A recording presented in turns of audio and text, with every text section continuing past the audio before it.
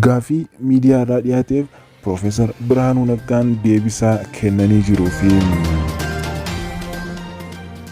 barattoonni Yuunivarsiitii Waldiyaa mooraa gadhiisanii bahanii jiru.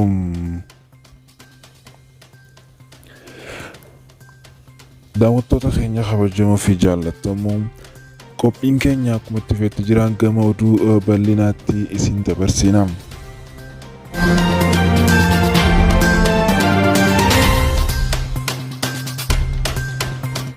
Barattoonni 860 fi 60 ol ta'an qabxii ulaagaa guutuu parsantaa 50 galmee hin arganne.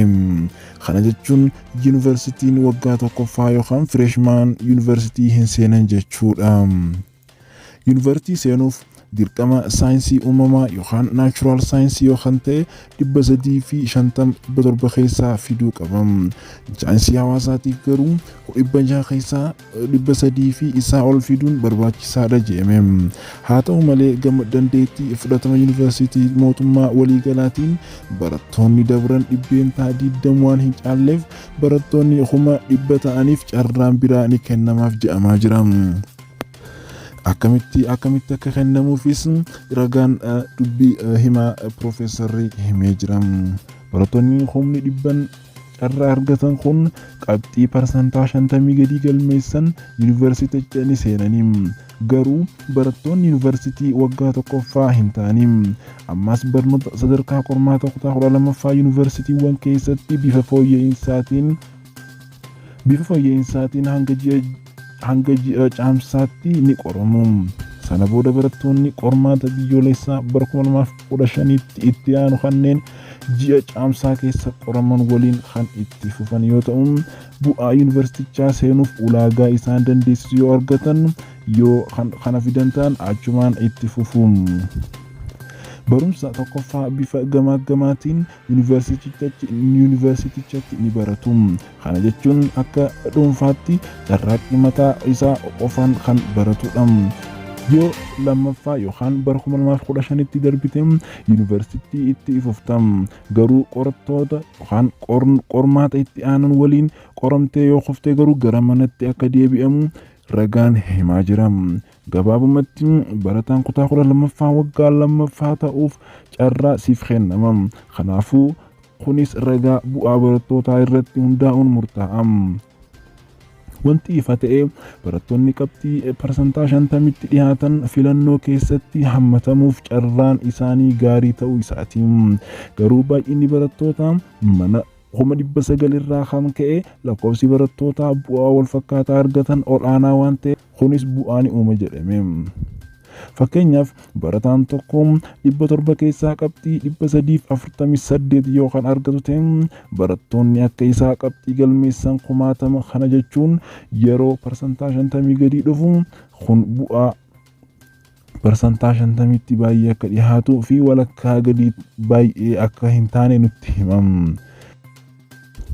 Caalatti garuu ibsuudhaaf barattoonni 700 keessaa 349 20 yoo jiraatan barattoonni 348 fidan 25 yoo jiraatan hanga 340tti 50 yoo jiraatan 100 guutuudha jechuudha. Kanaaf carraa kana uummattoota qabxiin isaanii hagana keessa jirantu argata jedhama. Qaxara humna barattoonni humni dhibban kun jechuudha yeroo gaggeeffamu bu'aa qofa irratti kan hundaa'e osoo hin taane xiinxallii gadi fagoon kan raawwatame ta'uu isaati. Kanarraa kan ka'e barattoonni hammi tokko carraa gaarii ammallee akka qabaatan yookaan akka argatan himamee jira. Barattoonni qabxiin isaanii 50 gadi yookaan parsantii 50 yookaan walakkaa gadi fidan kun carraa gaarii ammas qabaachuu isaanii himama. Isaan kun yuunivarsiitii seenuudhaan haariyaatti irratti barachaa akkasuma qormaata bara 2015tiif of qopheessuu qaban jedhama. Kanarratti hundaa'uudhaan carraan gaariin barattoota haga 100 ga'aniif hubatamee jira.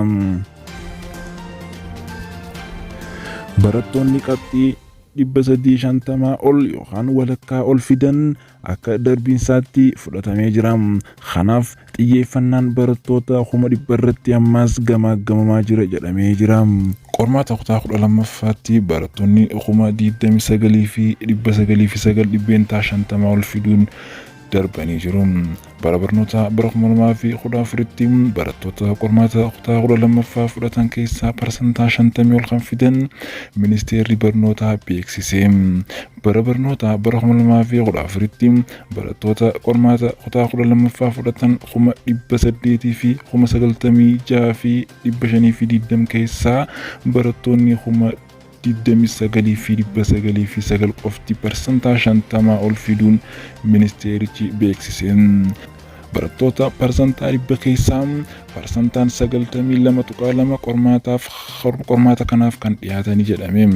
Barattoonni 77,000 fi 98,000 qormaaticha hin fudhanne jechuun ibsanii jiru. Barattoonni 50,000 fi 170 sababa seera cabsuun walirratti guutuudhaan sababoota kanaaf kan qormaatarraa hafan jedhe. Bara barnoota bara 2014tti barattoonni 8,999,520 qoratamaniiru.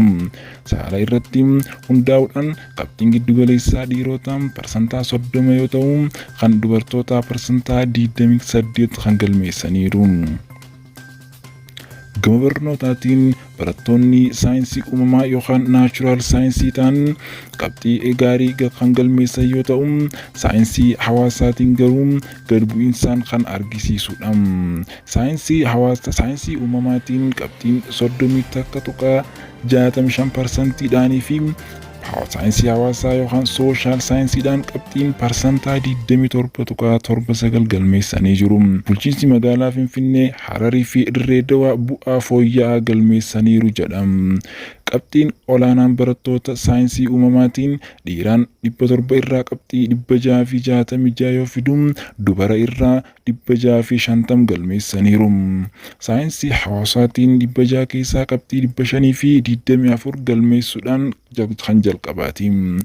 Barattoonni qabxii olaanaa qabaniif ministeerri barnootaa beekamtii fi badhaasni ni kennamaaf jedhee jira.